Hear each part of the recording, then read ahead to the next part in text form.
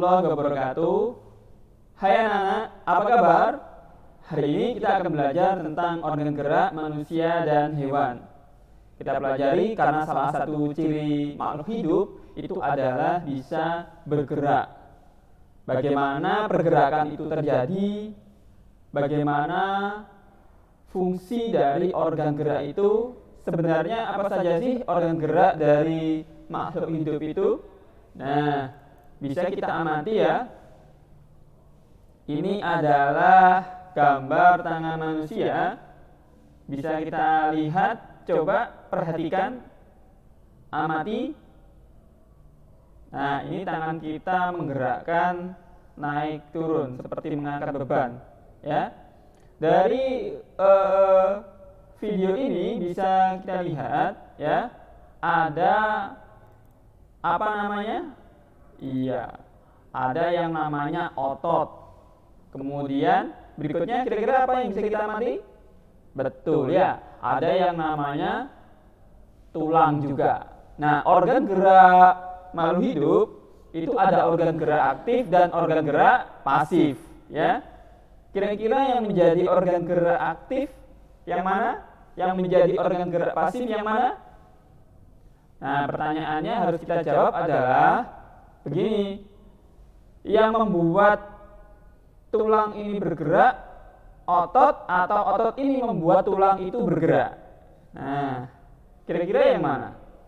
Sekali lagi, tulang yang membuat otot bergerak atau otot yang membuat tulang itu bergerak? Maka kita harus menjawab itu agar mengetahui mana yang organ gerak aktif, mana yang organ gerak pasif.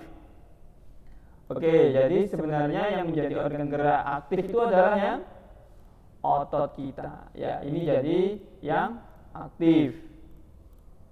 Ya, organ gerak aktif. Sedangkan tulang itu adalah organ gerak pasif. Tanpa adanya otot, tulang itu tidak akan bergerak.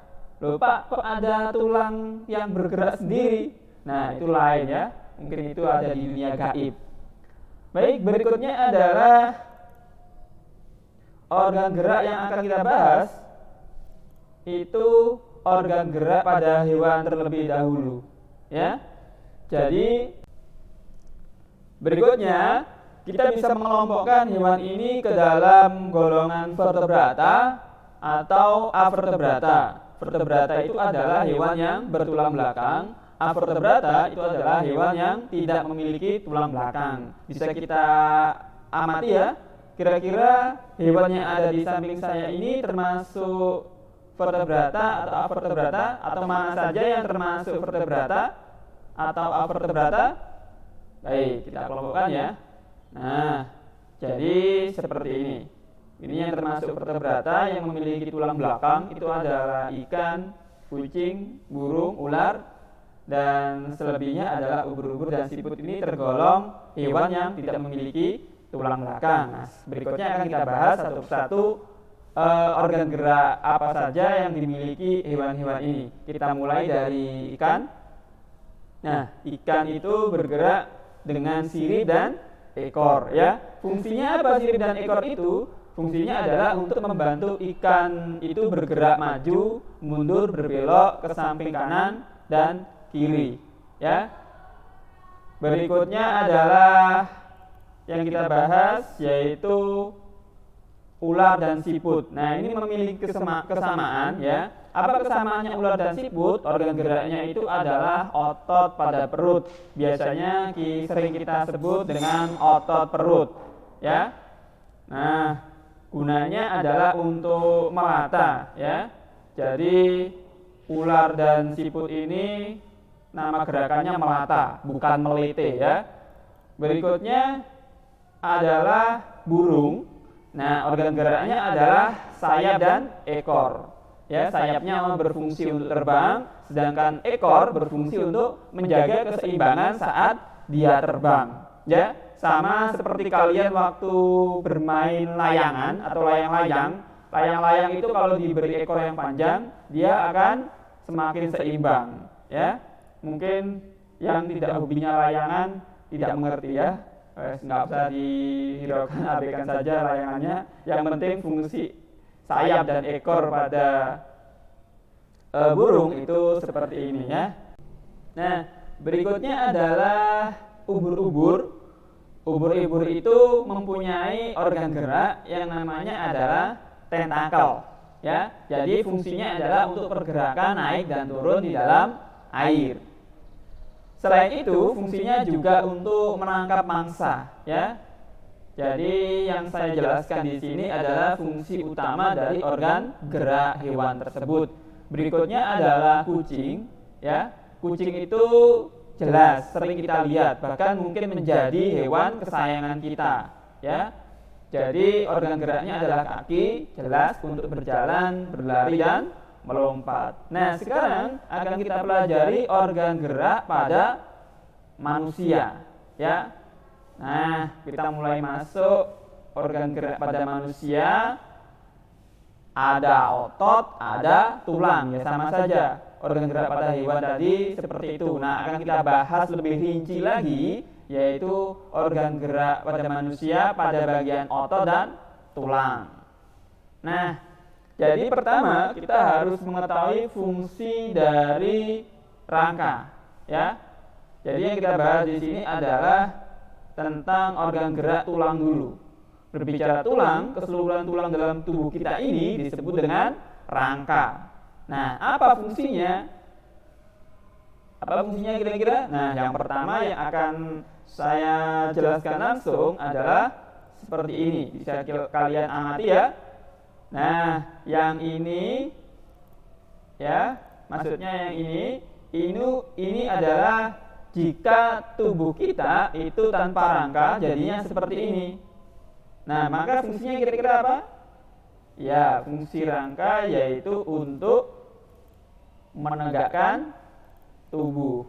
Ya, jadi ini fungsi rangka yang pertama.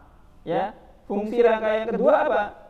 Nanti silakan kalian pikirkan sendiri berdasarkan penjelasan yang saya berikan. Berikutnya adalah ini. Silakan kalian amati ya, nanti fungsi rangkanya kira-kira seperti apa. Oke, saya play videonya. Ini jadi rangka kita, di dalamnya banyak organ tubuh yang berfungsi untuk pencernaan, pernafasan, peredaran darah, dan lain-lain ya. Nah, ini rangka kita. Nah, ini video tentang organ gerak.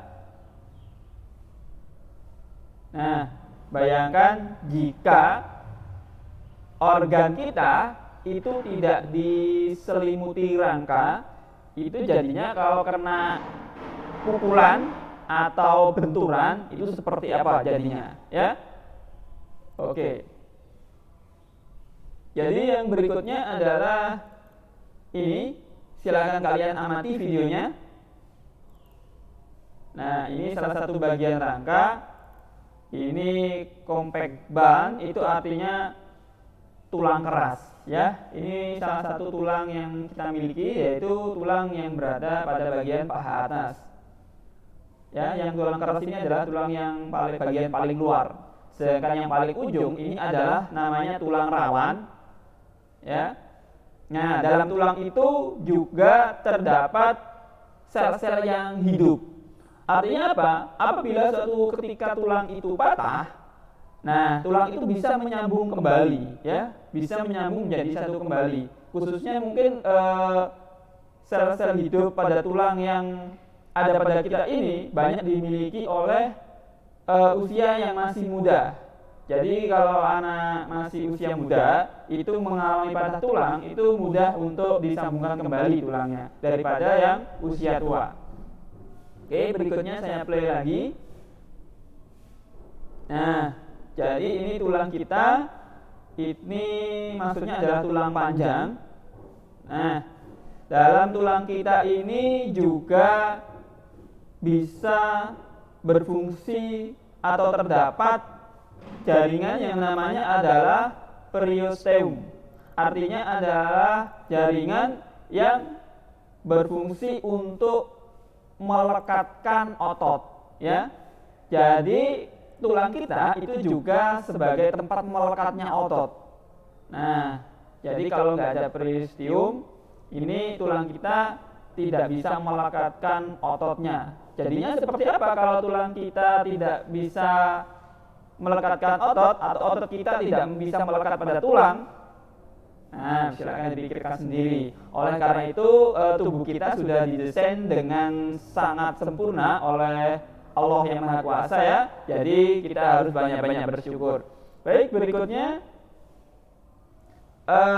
tulang kita itu juga berfungsi sebagai penghasil sel darah merah ya. Jadi sel darah kita itu pabriknya adalah tulang kita ya. Baik anak-anak, untuk pembelajaran kita hari ini cukup sekian. Silakan untuk berikutnya mengikuti kegiatan pembelajaran melalui Google Classroom. Akan saya bagikan link dari Google Form, nanti silakan diisi ya. Jadi silakan lihat tugas di Google Classroom. Dari saya cukup sekian, saya akhiri. Wassalamualaikum warahmatullahi wabarakatuh.